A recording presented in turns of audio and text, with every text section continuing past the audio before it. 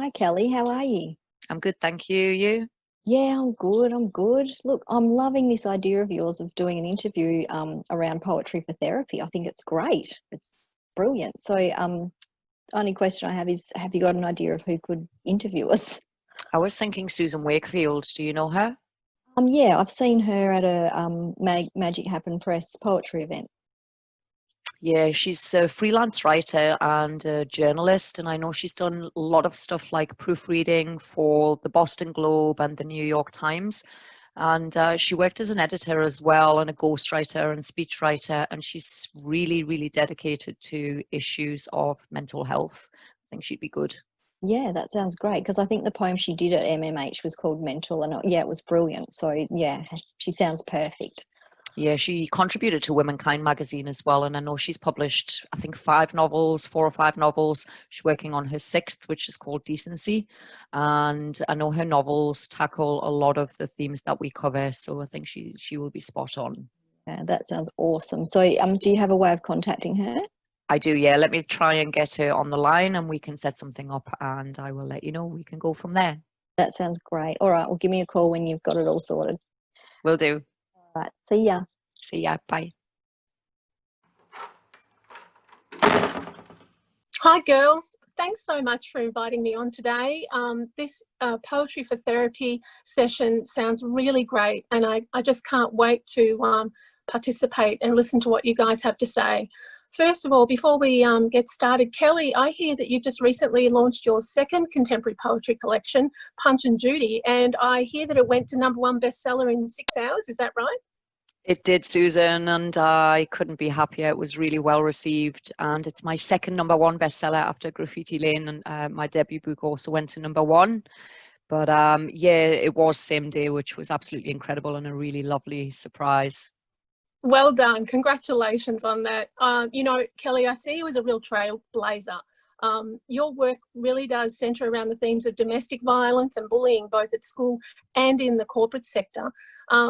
And you've been published in countless international publications. Graffiti Lane's been gifted to Oscar winners in Hollywood, and you've won some prestigious awards. Can you tell us a bit about that? Yeah, it's gone a little bit viral. I think it sort of started with the Australian Logies. The book got gifted to some celebrities there, and then it did get into some Hollywood swag bags and ended up with a whole load of A-list Hollywood celebrities, including Oscars winners, and just super exciting.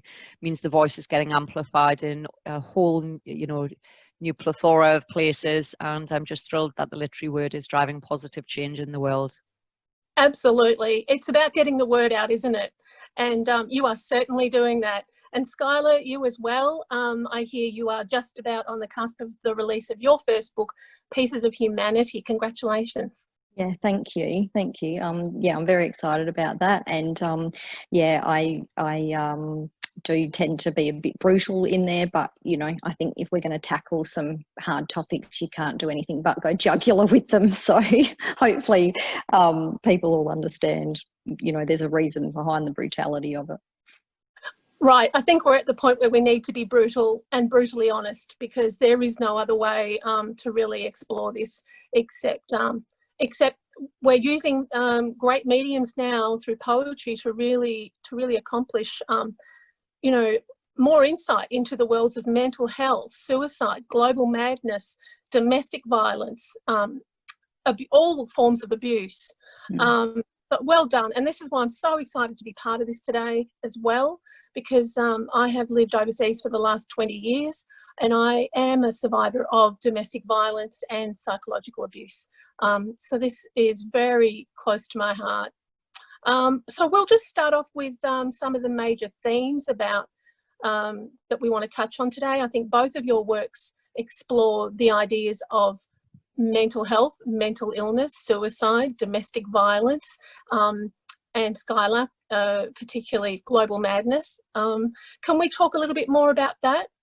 And I think I just wanted to say too that you both mentioned, I've noticed in both books, using the word raw, and I found that really interesting just as a starting point today. Why you both chose the word raw to use in your works, and what does raw mean to you? I might jump in because I do have a very raw, gritty style. I don't hold back or put any filters over it. So for me, it is about removing the filters. No photoshopping of images and sugarcoating words and sugarcoating life. I don't sort of politely tiptoe around the taboo.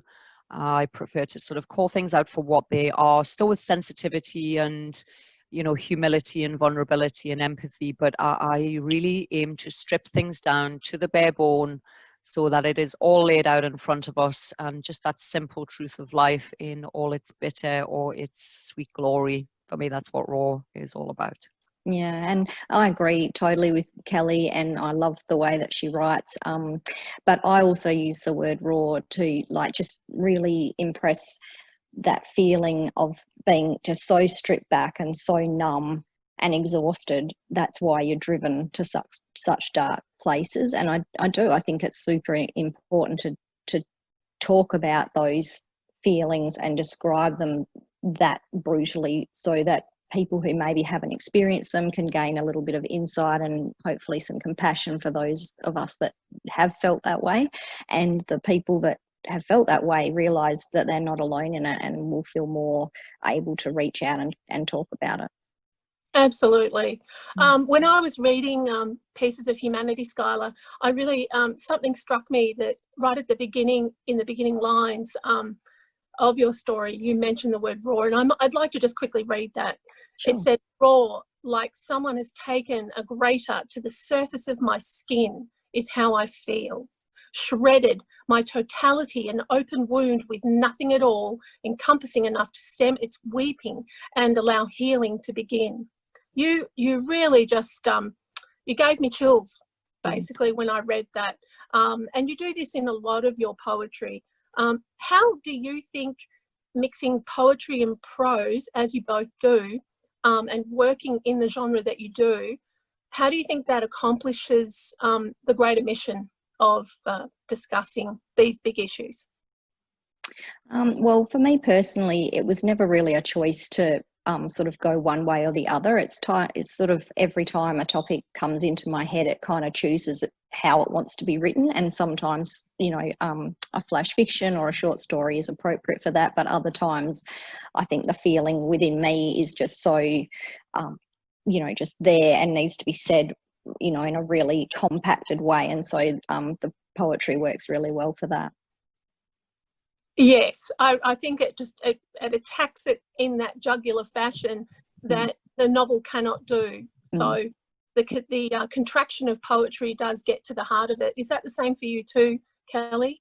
Yeah, absolutely. I just sit down and write whatever comes to mind, and I absolutely love and embrace you know, fiction, short fiction, and also poetry. I've probably played with both forms for years. I started out trying to write novels and then moved into short stories, but all of the time through that journey, poems were sort of spilling out with zest, and I just love and find it really therapeutic, and it's a great style to do when you're, you know, sort of tight with time. Novels are definitely harder work, and there's a much more lengthy time commitment and patience needed to, you know, edit over and over, not just write the novel, but keep editing it to get it to be, you know, word perfect. And, you know, you look at that manuscript so many times and you polish it so brightly, you can't look at it for another second as your eyes hurt and you can't even see the elephant on the page. And I love poetry for, you know, sort of just breaking that up. And poetry brings me heaps of joy at all times of the day. I've started even typing poems while I'm on the move on my phone, and you know, even sometimes just using the recording voice app. I'm definitely embracing the technology, and you know, you can sort of write something and you can tweet it, you know, or get it out on your social media channels, you know, seconds later to your followers. And I've built up a really beautiful tribe through, you know, sharing the short snippets of poetry. I just find it fun, you know, that's using a small number of words to say what you want to say can have really a mega impact. And, you know, on writing with contrast, I do it intentionally. I definitely look at things from more than one angle, try and see the good and bad in a situation, the color in a graffiti piece on an otherwise bland brick wall, or the beauty in sort of fluorescent lights in an otherwise dark room. I love the beauty in urban life. and I don't hold back. I have no boundaries with the way that I write or how I write and the genre that I write in. And I like to challenge the thinking, even my own, all of the time. Right. And I like that you show that poetry can be something that is so accessible, and it doesn't have to be, you know, this intimidating genre that people think they can't write poetry, when in fact it is the most accessible thing. As you said, you can do it on your phone, you can do it anywhere. And I think it reaches a larger audience too, because people don't have the time to read a 300 or 500 page book these days either. So well done, both of you. Absolutely. You know, this is the genre to address these big issues, and I think they are making a really big impact on society as we speak. And that's just based even on how well you're both doing on Amazon, and the sales are reflective of people's needs to read this sort of stuff. So well done. Skylar, you have something that I think you can read for us, and it's called Eyes Up. Would you be able to read that? Sure, I can do that. That'd be great. I'd love to. So I guess this is addressing that point where we can sometimes get to in domestic violence situation, or just, you know, in life. I guess it can apply to anything where, you know, you put up with things for so long and so long and so long, but then at some point you might not even know why. There's just this moment of, now's the time to go. So that's what I was capturing with this. Accusing me of being less than does not make it true. It says nothing about me, more about you. Does it feel good to wear me gossamer thin, to watch me shrink and fade within? Is this your understanding of a sensitive love, or is destroying it more what you're thinking? This pleasure of me appears rigid, unshakable, loathing in your eyes, unguarded, unmistakable. Silence stretches gracelessly out across the day. I don't and never will measure up. Head down, I walk away. Pain brings an epiphany. I finally understand. Your love for me is not a tangible thing that I can ever command. My efforts must only reinforce me, an agreement with self to be all I can be. So, whilst with derision you think to make me weak, my fighter within is building her physique. One with a backbone, ready to play. Your mocking eyes miss that as I walk away. I have a choice. I don't have to stay. I don't have to believe or listen to what you say. Eyes up, I catch glimpses of a destiny new. Head high, I can see where I'm walking to. Fabulous. Well done. I love that. I just love it. You know, it's funny how we do get caught in these situations of domestic violence. I don't think that it is something that we can even predict. You know, in my case, I just fell into it. It wasn't something that I could foresee.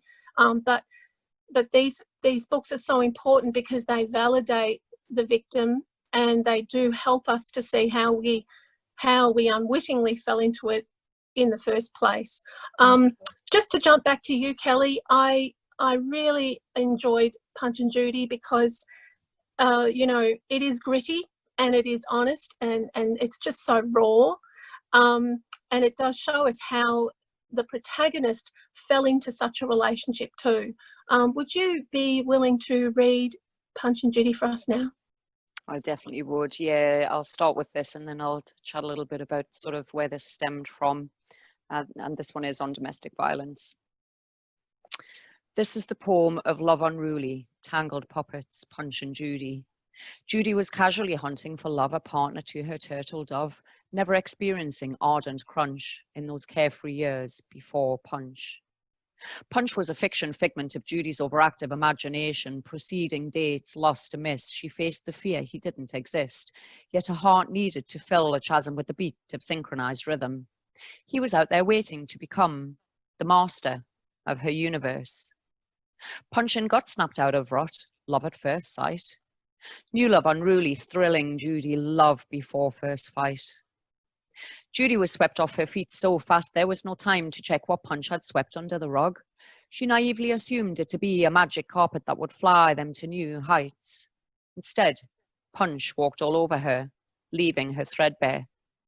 Yet she was enraptured, captured, all logic fractured. She was his puppet. He pulled her strings, tied her up in his one-man show. Hardcore. Judy raised her hands in submission as Punch raised his. He won hands down. She was under the thumb, held captive in the palm that slapped her skin. She was too late to swipe left. He'd already thrown a swipe right. Judy was flawed every time, bowled over by the punch line. Judy, after hunting a man to love and partner, adorning boxing glove, tried to sever strings, following hunch. Her life would be better without Punch. She was his puppet till she cut the strings, free from his one-man show. No more. Judy didn't want to be judged. Punch pulled no punches, judging Judy. Opposites attract. Judy thought the world of Punch. Punch thought the world of himself. Great minds think alike. Nobody could judge Judy for finally going to the judge. What goes around comes around. Judy's moved on to someone new. From old turtle dove finally flew, attempting to flee from tainted love. But there's no escaping the lure of Punch. She's still his puppet. He pulls her strings, ties her up in his one-man show. Encore. That's Punch and Judy. Thank you so much, Kelly. When I read that poem something like a month ago, it was me. And I thought, gosh, look how many people you can reach through this book. It's just astounding the way you've captured the simplicity of domestic violence, and and we're doing it through puppets, which is a very non-threatening, a very clever way of delivering the ugliness of domestic violence itself. And it does centre around domestic violence. She falls under the charms of Punch, and she becomes a victim of psychological warfare. She doesn't see it coming. I don't think any of us do. In your poem Brain Dead, you write this line which just bowled me over, and it said, the human skull can withstand 500 kilograms of force before it fractures, painting for us the rawest and graphic images of domestic violence. And I think that this is something that only a person who's been through it can really understand. But it also shows the other side, that how resilient a body can be. So you write again about resilience in your poem Rubber Souls. What is resilience to you? And what do you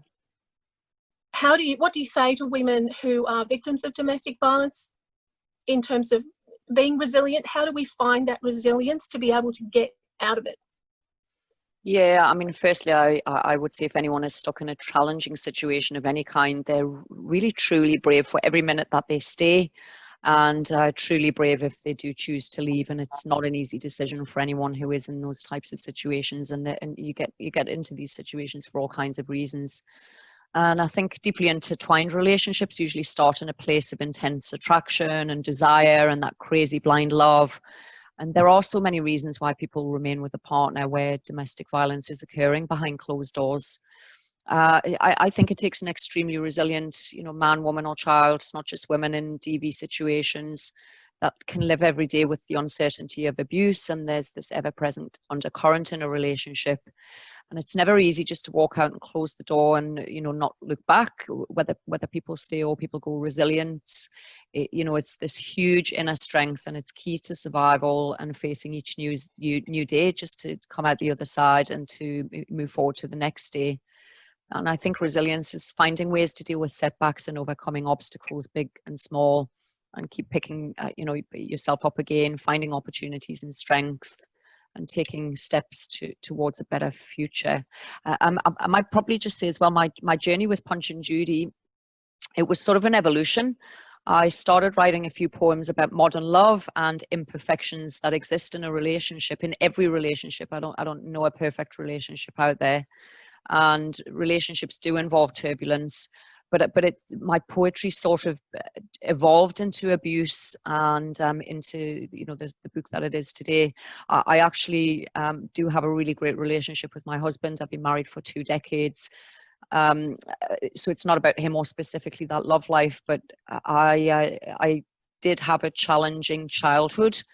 And the catalyst stemmed from my childhood awareness of a fear that was in the household when I was a child. I had a few stepdads in the house, and it wasn't a rosy place. And there were always these explosive arguments.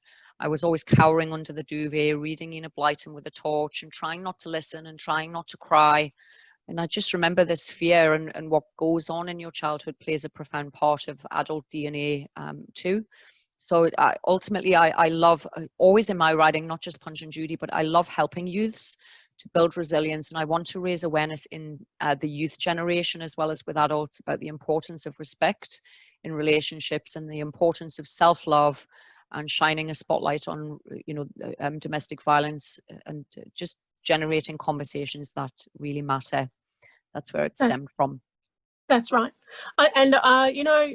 I think Punch and Judy touches on this aspect too, and so do you, Skylar, where we find ourselves in a situation that we just can't get out of. But, people would say to me, well, why didn't you just leave? But the reality is, it is not that easy. It could be financial dependency. It could be fear, thinking that if you do leave, either he's going to come after you and hurt you more, or that you don't have enough faith in yourself to leave because you think you won't survive alone. So that you can develop this sick Stockholm syndrome sort of situation where you become dependent on them even though they are the abuser.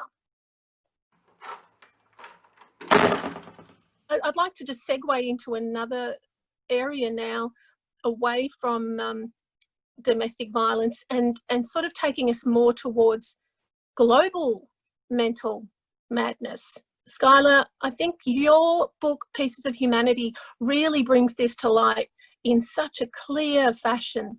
Can you tell us a bit about what prompted you to write about global madness? I think it was just a really gradual topic that came about. I originally started writing about, I was originally putting together a collection of stories addressing euthanasia and the choice to choose our own death, and wanting to look at that from every perspective. But then the more questions I asked, and the more I tried to look at this one topic from all the different perspectives, the more I started coming into contact with this idea of this global madness, which, everything, just the way society is set up and the way that we look at things, and there's so many layers to every topic that there isn't a quick fix, and there's so much madness that's instilled upon us and that's unconscious. And so we're coming at things all the time, and each one of us is coming at things all the time from this own, this inner thing, but it's actually manipulated by all the messages that we're being sent. It doesn't just come from the family we grew up in or the school we went to or anything like that. There's just all this, underlying madness that is forming and shaping us and bringing us to how we are viewing things every day. Absolutely. I mean, we are a product of the society we live in. Mm-hmm. And, if we live in a sick society, then we become sick. It's as simple as that. It doesn't sound simple, and I'm not simplifying it, but we are living in a sick society, and we need to address that fact that this also breeding, it's a breeding ground for illness.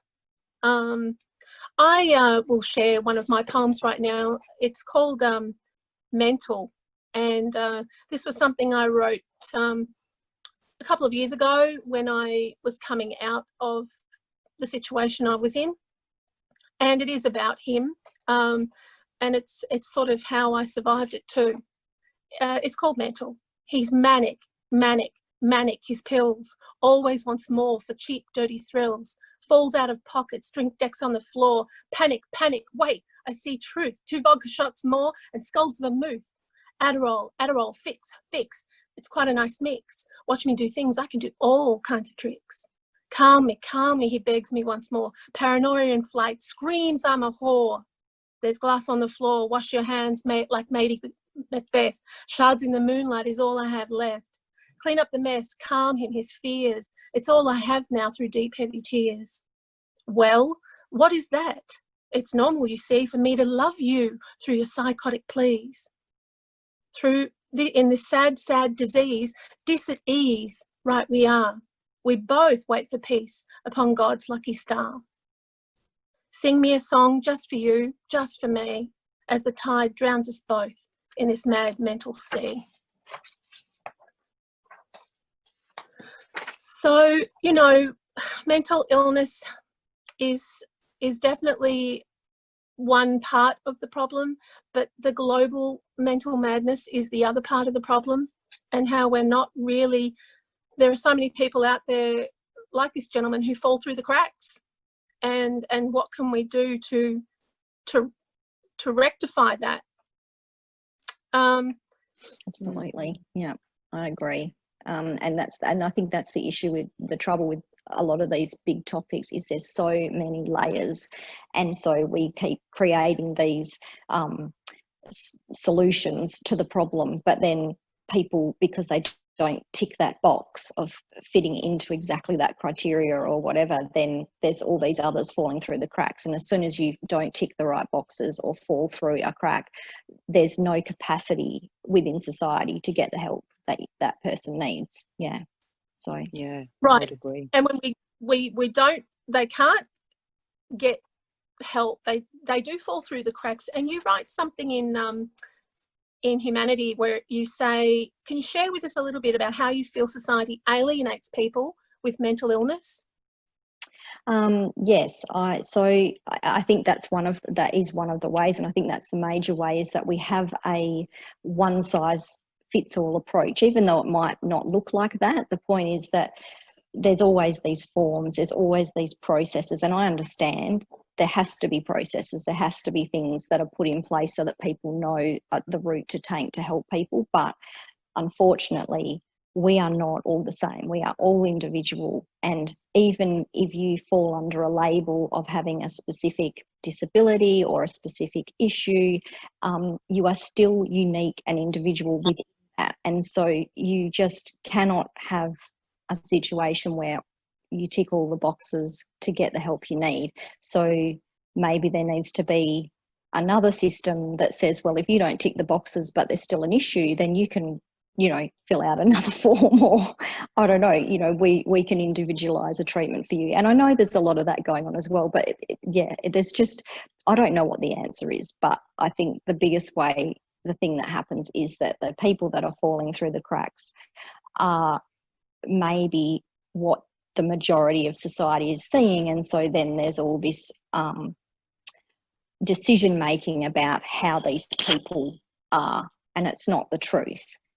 It's just a perception, because they haven't managed to get the help they need, because through no fault of their own, they didn't fit into the help boxes. So exactly. Do we just categorize to make ourselves feel more comfortable rather than really addressing the problem for what it is? Yeah. And the problem's so deep. So, people sitting in offices making these forms or making funding decisions or whatever, and through no fault of their own. It's not a judgment on them either, but how can we, with problems so layered, how can we possibly address it unless we start actually getting face to face with the people? And that's another way that we've let these people down, is that all these systems, for the sake of society, like cost cutting, are being automated. So you can't even have a one-on-one face-to-face conversation with people now. You're on an automated phone call, and there's 3 options, and oh my gosh, I don't fit any of those options. I don't know which button to push. End of story. End of phone call. No. Yeah. Then the people, don't feel like they fit into any box, and they give up because they think, I can't fit into a box. Nobody understands me, and that further isolates them and sends them further down the wrong track. Yeah. You write, the world is not ready for me. Can you read that one? Sure. So this is one of my stories, Not Ready. It's just the start of it. The world is not ready for me. It's not equipped to understand, let alone help. I live alone, don't go out. Thick curtains block my windows. I have no smartphone, no TV. Anything I wanted to watch would fail to have any meaning anyway once my senses process the information into an unsolvable maze. As a child, I was labelled autistic. I'm not. I just couldn't stand the noise, the taste, the sounds of life. Since then, I have been poked, prodded, tested, observed, and diagnosed with any number of rare disorders, behavioural conditions, and personality syndromes. With every new label comes a new medication to soften its symptoms. Wrong labels, wrong medications. The world is not ready for me. I cannot be in it. I will remain in this bubble until I die. I asked for a more permanent fix and was put on suicide watch. A psychotropic drug was prescribed, but nothing I could use to attain permanent sleep. The world is not ready for me, and so live on I must, with no life at all. Shocking. It's shocking that we are creating the sickness and society is ill, and then not only do we create that illness, but then we do nothing about it to solve the problem.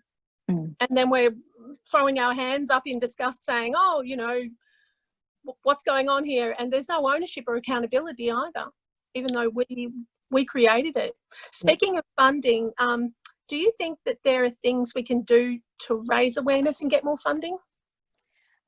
Look, I don't know what plays out when funding decisions are made, but I think a lot of funding is funneled into areas that are painted as being solutions. In essence, they're just there to make it look like something is being done. I have had conversations with people sort of in the system, and that seems to be, you know, their sense of hopelessness of people working within that system.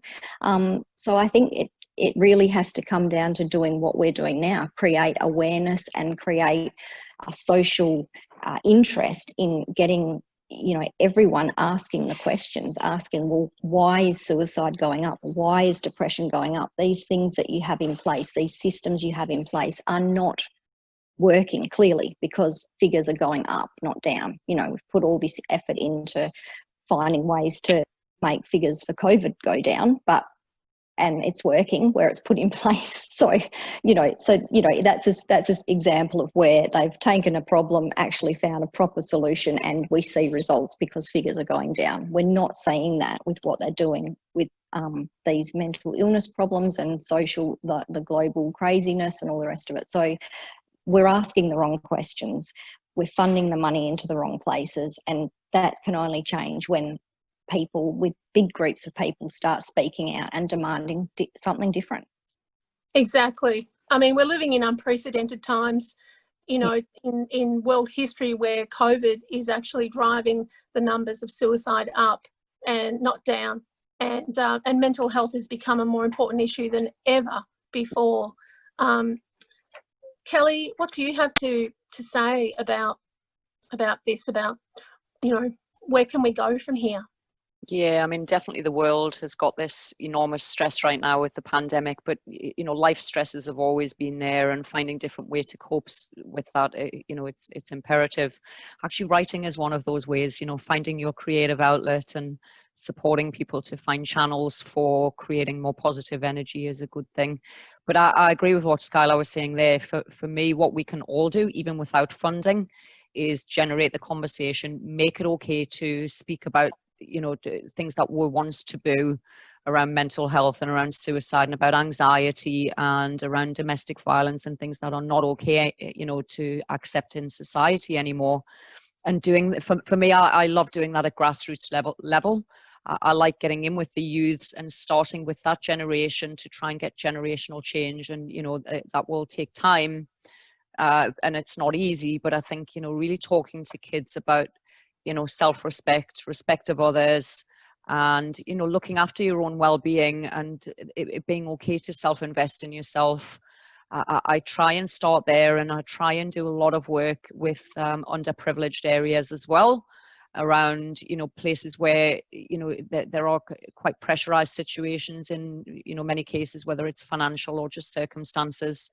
So doing a lot of work at that level to let them see there are other pathways out of their situation.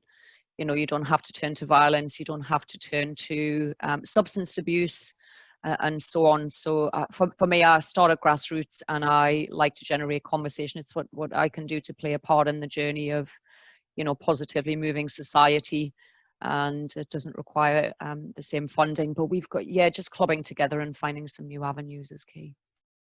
And I think, and that's part of our theme today too, is, you know, having this conversation behind closed doors, but opening the doors to new conversations and new ways of approaching mental illness, and things that we can do to raise awareness with regards to mental illness and domestic violence. Kelly, you had something else that I wanted you to read today, and it was Padlock. Mm. Can you read that for me? I can, yeah. I wrote this poem, was in my first book actually, way back, and I wrote it around just sort of an abusive situation about exertion of power and control over someone. And that's not always caused by partner's mental health condition. You know, for example, there's bipolar and depression and anxiety and post-traumatic stress disorders, narcissistic and antisocial personalities. But there are also certain factors that can, you know, they're all factors that can increase abusive patterns in a relationship and in other areas of life. But I guess it can also, you know, it's also a choice in partnership relationships, and it's not okay, no matter what the circumstances are. It's not okay, you know, to have a domestic violence situation going on despite the pressures of society and, you know, all the things that go with unprecedented levels of stress. So for me, I wanted to talk about domestic violence at the very heart of a relationship, and the two different aspects of that, from the, you know, the abuser and, you know, the person on the receiving end of that. It's a very short little poem, and I made this one into a movie as well, which is very cool. It's been being streamed around Melbourne. It was streamed at the Melbourne Spoken Word Festival, and it's going to be in the Melbourne Fringe as well. And it's just short and sweet. Well, not so sweet, but it goes like this. When we first met, you discovered the combination to open me up. I gave you the key that gave you permission without probation to come and go in my life as you pleased. You locked me up tight, ignored my fight, taking away my freedom. You wrapped me in chains, smothered me in pain, wearing me down to the concrete ground. It's time to change the combination.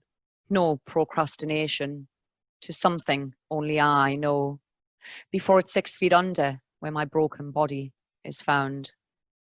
Nobody knows what goes on behind closed doors, crawling on all fours, so I'm opening mine on the page to combat your rage. These words are my ticket from deadlock, scraping rust from the padlock.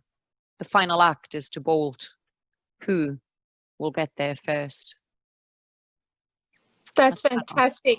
Short but straight to the point, because, you know, by putting a voice to that, we're actually unlocking the padlock. Brilliant.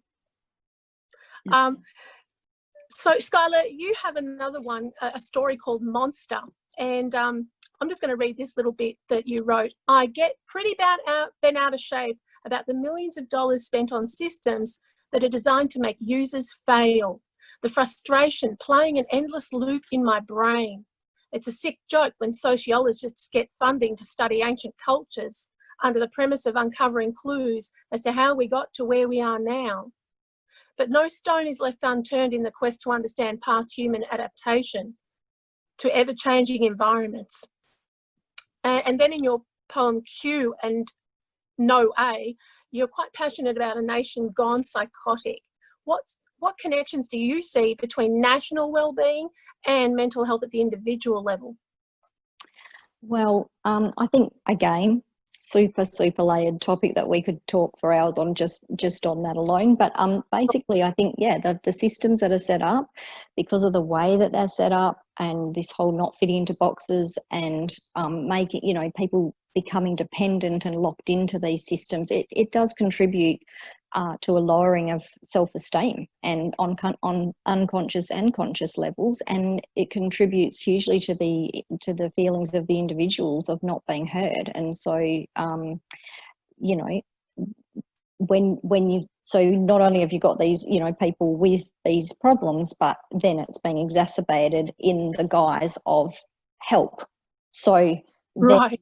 And so then that that contributes to the further issue of then these people being seen as not helping themselves and whatever. And I mean, how do you help yourself when you know there's things some of us don't even know. You know, if you've grown up in a family where all you've ever seen is violence, and then you've gone to school and all that's ever happened is you've been bullied, and the violence has effectively continued because it's been seen that you're different, and then you grow up and you're straight into a system that isn't hearing you. How do you know how to help yourself?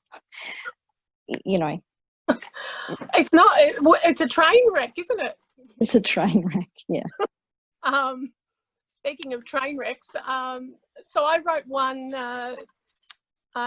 Funnily enough, I wrote this last year before the pandemic began, and it was about my exploring the sick society and seeing us as a terminal generation. So I'll do that now for you. Right. It's called La Fin du Monde, the end of the world. We are the terminal generation. Death stopping, all stations. Climb on board, you did this too, Code Blue. The West and the rest, you silly planet walkers, have destroyed it all. You can blame Tycoon, Typhoon, even Uncle Sam, but don't be fooled by your own greedy hand. While people lay dying, stuffing their fat face, white Western man is our biggest disgrace. Don't sit and cry in your big baby diaper, waiting for the piper at the gates of dawn. Even this tired rat catcher looks forlorn, but you fell for it all with your titular Clint on. But are you switched on, switched on, switched on? Feeling lovely, stupidly lovely, banging your percussionless drum. Spectacularly stupid under Saxony lure. For this lip block, there is no cure. Your mental floss is like a caged bird chirping in the sun. Oh, sad squawking human, how you've come undone in your own tragic arrogance. Soft heartbeat, where the pulse when nothing's left. The ruins scattered, we are bereft, bereft. We can no longer think, except for the occasional big stink about fleas on your knees or dying elephants, please, while you hold the gun, smile at the self-effacing sun. 11 Thursdays from now, you'll hide from all you know is true inside. A nouveau prophecy hints to philosophy. Under the vortex of self-hate, we can rediscover grace. Thank you, Jesus. Fly me to the moon or wherever you have room for useless idiots like me. For whom when the windows fail, for when we cannot see to see, the truth born of that Dickinsonian slant, the truth of repulsive you and me. 'Tis indeed what Nietzsche meant when 'tis said, one is punished most for one's virtues spent. And we spent it all. Now, if we be punished by speaking truth, we arrive upon the threshold of hell bent. The gathering card is calling, your cataclysmic gear hold falling into disintegration. Now stopping, all stations, climb on board, climb on board. The memory taker is your baker, and he steals everything you need. And that, my dears, is the greatest sin indeed.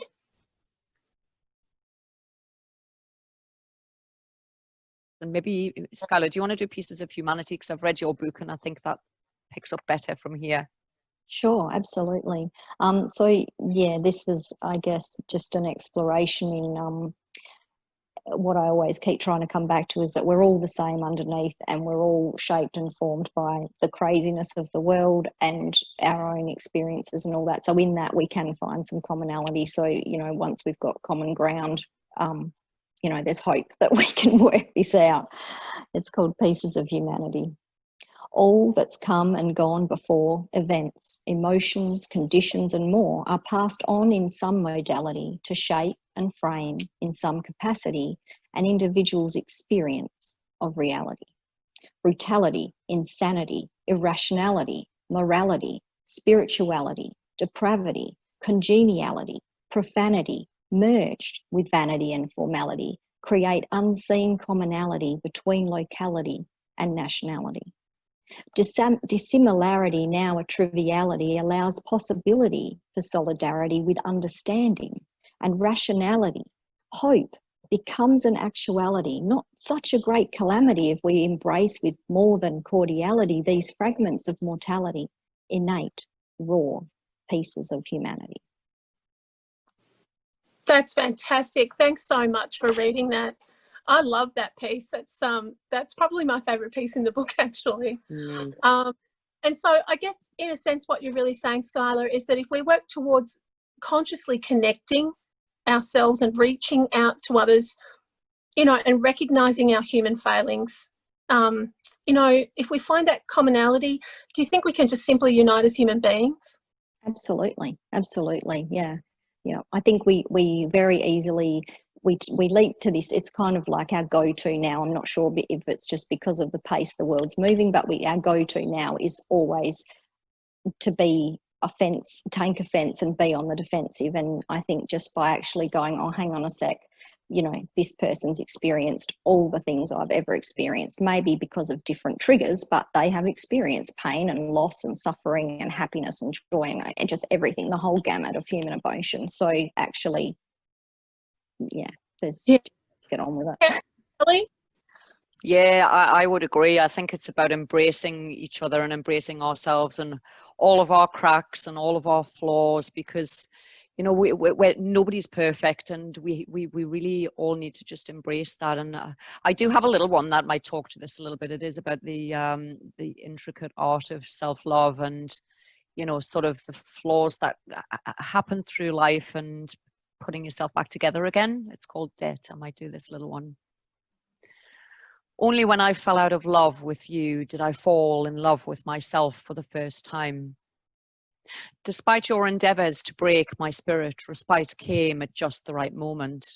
Because of you kicking me down, I learned to stand on my own 2 feet. I'm indebted for the lessons you taught me, forever making me stronger. Yeah.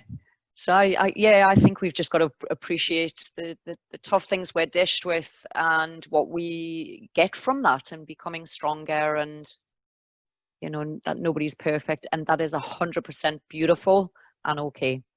Absolutely. I think my favourite line in that one was, you know, where you say, only when I fell out of love with you did I fall in love with myself. How powerful that is. You know, self-love is something that, you know, a lot of us struggle with on a day-to-day basis. You don't have to have been in a domestic violence situation, you know, to be struggling with this concept. A lot of people just don't love themselves enough, and that's another you know, product of the society, the sick society we live in. So both of these books, Pieces of Humanity and Punch and Judy, really do explore the idea of being pushed to the brink in relationships. Do you think, Skylar, that sharing your suicidal tendencies is a good thing? Do you think it helps us, or should we just sort of hide behind the let's think happy thoughts and be all happy chappy? Look, I think it's important to share. Like I say, I think the more that we share of our own internal experience, there's more and more of this. I think there's more and more separation between what's going on for us internally and what we're presenting to the world. And I think, we need to actually get back in touch with the truth of what's going on inside. And, you know, there's an appropriate place to share that and an appropriate time to share that. But I think it needs to be shared, because the more we do it, the more we realise, oh, hey, I'm not so different to the next person. You know, I'm not actually alone in this. So many other people feel the same. And so from there we can go, okay, well, now we can start talking about solutions and about the whys and all that kind of stuff. And so you then get, you know, much better solutions to the issue. Right. I mean, you know, once we take off those masks, you know, and society teaches us to do this too, to look happy, to put on the mask of, you know, the selfies, the online, all of that stuff, you know, presenting that side of ourselves that makes us look happy thoughts, but when inside we're crumbling. And so I think it is more important at this point to just take that mask off and just and by showing who we really are and showing our hurts, we can then get the help we need. Yeah, for sure. Yeah, I think just accepting that you're enough, you know, like I've got this, I do quite a few poems on imposter syndrome, but just knowing that you're enough no matter what's happened and, you know, what your makeup is, you know, when you wash it off, you're enough inside and you're enough outside. And you've got a poem, I think, Skylar, haven't you, called Already Enough? I've heard you do before. That's a good one. Maybe do you want to share that one? Sure, I can do that. This is about women specifically, because I think we do a lot. Women, I think really when you get down to the nitty-gritty, the difference between men and women is that for some reason we are always apologetic, and I think more than anything that's the reason why we don't get heard, because we're too readily, too ready to apologise. We are women. We don't need to roar. Our power is not noisy, obnoxious or sexual. It's in our ability to conduct our business with boundaries incontrovertible. No one needs to see our boobs, our ass or shapely legs. Sexualising our feminine makes us powerless instead. Relying on raising visual appeal to gain approval and validation, an unwinnable game with judges fickle. What once was gorgeous becomes aberration. Our fearless female ancestors fought hard to win the vote so we could use our voice, not our looks, to be heard amidst menfolk. But for all their fighting to raise our worth, something's gone arse about. It would seem that more than ever before, female assets are hanging out. We sexualise ourselves to distract in case our minds don't measure up, offended when not taken seriously, but who's responsible for this social construct? Women need to own this one, open our minds and eyes and see we're responsible for the state of things. We've not owned all we can be. There is no conspiracy theory forcing us to be what we are not. There's no secret clan of men with an illicit make women weak plot. We are doing that all on our own, selling ourselves way short, thinking and acting like we've something to prove. We don't. That battle's been fought. We are women. We can roar. We can be loud, obnoxious and sexual, but our power lies in believing we have inherently all that's essential. I love that. It's so empowering. Those words are so empowering. And there are so many people out there who need to hear that. Well done. It was actually quite scary putting that in the book because, I understand that it's, big women's power and whatever is a big topic. And I didn't want to generate this discussion then about women's rights or lib or, any of that sort of thing. It's just literally, again, always, what can we do? Where are we at and what can we do and where can we look and, to change. Right. It's not about women's rights. It's our human rights. Exactly. And, that fantastic stuff. Kelly, in one of your poems, Thin on Ice, I love this one because, it really addresses the whole idea of Disney characters and relationships looking like fairy tales. And again, we're in a sick society and this is what we are surrounded by as we grow up, and we imbibe all of this stuff and we don't even know that we're imbibing it, and then we're playing it out in real life. But you said something in the poem Fairy Tale where you write, the fairy tale ending is only ever a fairy tale. How did your holding on to the illusion of fairy tale diminish your idea of self-love? Yeah, I don't know. I think, we're always seeking more and seeking perfection, and there's all of this imaging on social media and all of just, the stresses of and expectations of the world and expectations of relationships. And I firmly believe that just leads to a false hope. Relationships are imperfect and people are imperfect and life is imperfect. I'm completely imperfect all the time, every day, always dropping the ball. And you know what? In all of these things, there is beauty and peace and freedom. And, we don't need to chase the idea of utopia and chase this perfect life and perfect love. So I think, it can just lead to heartache if you're seeking to validate the notion of a dream partner who never gets it wrong. And then, the fairy tale thing and I use some Disney characters in some of the poems. I think it's just, society's got this perfect fantasy about what love is. And, then it can leave you with a little bit of self-doubt in there and make you question yourself if you're looking for the white knight on the horse. He's not going to come, that's not the real world. So for me, I think, the thorns on the rose make it unique and sturdy and prickly and pretty all at once. And we need to embrace that and embrace everything and in all of its imperfect glory. And that is the fairy tale. Finding self-love in yourself, that's the real fairy tale in life. Exactly. I mean, we're not Disney characters and this is not Hollywood, even though, sometimes it feels like it. Skylar, you write about fantasy and illusion as well in your book. And something that you wrote was choose.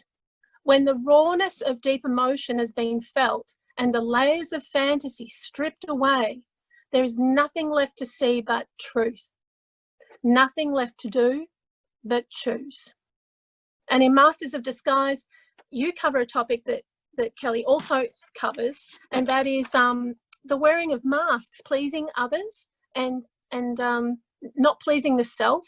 How do you think this contributes to the current states of isolation and low self-esteem, you know, and diminished self-love? I mean, how do you think that the fantasy layers, you know, contribute to that? What would you like to add there?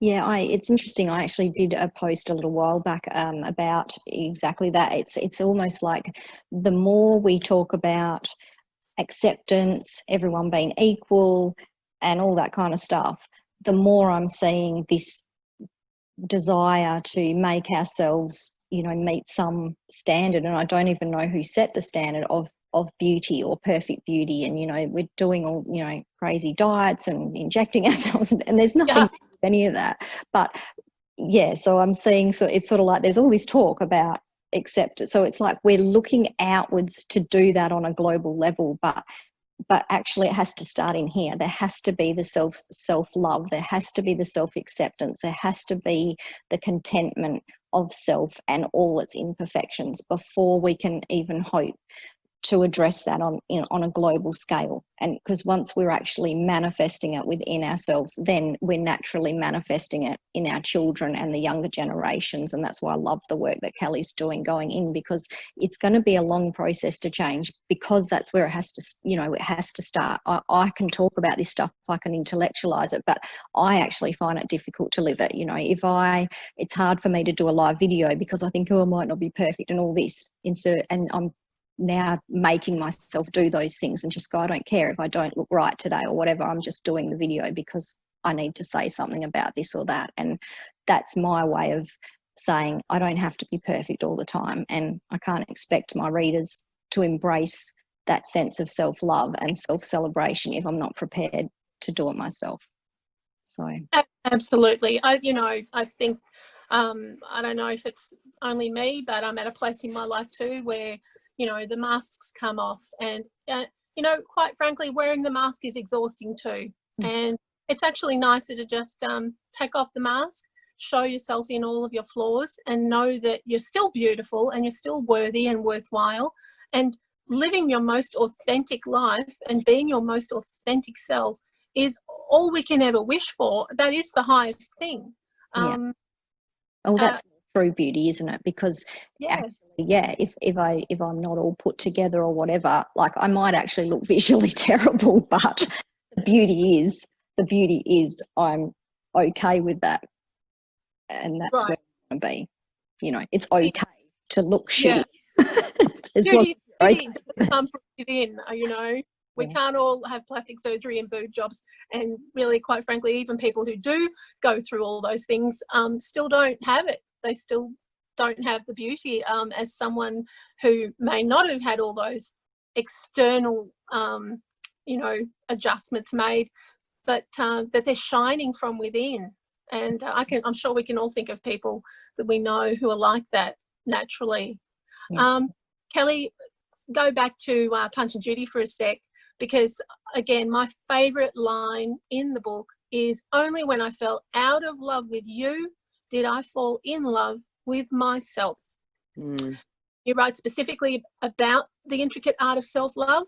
Can you just kind of elaborate here, you know, how is rebuilding self-love an intricate art? How do we get there? I definitely will talk to this. I'm going to do it with a poem because I know we're nearly out of time, but it's one of my favorite poems in the book. Actually, probably is my favorite in the book, and I do like doing it vocally as well on the open mic. And this poem is around rebuilding life through building blocks, and you know, finding your inner strength, and really acknowledging the gift of the sixth sense that we all have, and knowing something is not sitting right, and having the courage to either stay in a relationship if that's what's right for you, or having the bravery to leave a relationship. But then ultimately this poem is about having the ability to rebuild your life and all of the different sides that you have in, you know, in your makeup. And it's called Cube. I might make this almost my last word, but here we go. This is Cube. Multiple dimensions formulate the shape of a cube, just as multiple dimensions formulate me. This is my one-sided story. When I was a struggling high school kid, mean girls used to call me square, assuming it a flat, two-dimensional insult. But I knew it was the basis on which I could build a pyramid or a cube or whatever wonder took my mood. On the surface, I flash smile at passers-by, showing them only the angle I want them to see. People who know me well see my other sides, loving every corner of who I am. Others kiss my cheek with their tongue in their own cheek, spreading gossip, ignorant of the fact that they are two-faced. Multiple dimensions formulate the shape of a cube, just as multiple dimensions formulate me. So here I am saying I have more than one face, making me two-faced too. I'm not too ashamed, cheeks inflamed, to say it. Every person needs more than two sides to have any fun when rolling life's dice. And while socially 3 is company, it's far better to have a fourth wall. Hey, you, I'm not alone in thinking this, am I? Multiple dimensions formulate the shape of a cube. How many dimensions formulate you? Only I can be held responsible for the shape my life takes, moving 54 pieces in combination through 43.2 quintillion variations of a Rubik's Cube, making moves in the right order to create harmony amidst chaotic disorder. For a while, you helped me build a fifth side, adding bricks of confidence cemented with superficial friends, paying social dividends, an architecturally flawed structure trespassing on the solid square base of my solitary childhood. You framed the future as sturdy enough to keep a roof over my head, allowing me the chance to call your house our home, until I realized I had a sixth sense, a waterproof silver lining inside the roof, keeping me dry from the storm of lies, muting the sound of incomprehensible cries, brimming with enough instinct to know the only love I ever saw, smelled, tasted, heard, and could touch meant nothing if sixth sense curdled my gut, from the certainty of knowing you'd put a roof above another's head and flexed your muscles inside their bed, and I hadn't misread the diabolically dire situation. You were convinced my cube would cave in when I made the move to demolish every brick you ever laid atop my foundations, collapsing our roof to ground zero. But I'm still here with 43.199 quintillion new moves to make. And now I've removed the toxic side of my life that was you. I've discovered it's easier to think outside a box with no ceiling, looking at blue sky. Multiple dimensions formulate the shape of a cube, just as multiple dimensions formulate me. This is my one-sided story. I'm not asking you to take sides. Brilliant. I love that. I just love it. I think because, and the reason is it takes us through the anger. You can feel the anger, but you can also see the resilience and how, you know, she comes to understanding what self-love really means. It's a powerful piece. Thanks for sharing that, Kelly. So, Skylar, you know, I found each of your books are riddled with the stain of human pain and showing a deep and personal understanding of it. And, you know, I know that we're here today to discuss, you know, how you've both found healing through the power of writing. And I'm definitely finding healing myself through writing and have been for the last 2 years. Can you sort of just elaborate here and tell me how writing's really helped you? Sure. So I guess initially, like when I was going through some really rough times, writing was my go-to place, and I discovered later on through other therapy that the actual movement of writing, you know, pen across page on paper, which is how I do it, I don't type, is really powerful for the body. Like movement is powerful for the body to process trauma. So for me, it was something that was both a way to get, you know, when you're in this dark place, you need to kind of vomit all this awful stuff out of you to process it. So you need to get it out of your brain, out somewhere. And by writing it down, it was like, that was great because I could throw that in the bin. None of that hurt anyone. But the movement and the actual getting it out onto a page just helped me process it in a way that I don't think anything else would. Absolutely. Yeah. Yeah, in my own process, I had someone say something to me one day which has stayed with me forever, and that is that you keep writing it out until you don't need to anymore. So It doesn't matter if people get sick of hearing about it or if you get sick of hearing about it. You just keep writing about it until you don't need to anymore, if that makes sense. Oh, absolutely. Yeah. Well, congratulations again to both of you. My heartfelt congratulations on both of these amazing, amazing volumes of poetry. I'm just really excited for you both and where this is going to take your work, and also how you are helping so much in advancing, and raising awareness about mental health, domestic violence, suicide, and all the problems that we currently have. Thanks so much for talking to me today. No worries. Thanks for talking with us. Thank you. It's been a pleasure. Bye. Bye. See ya.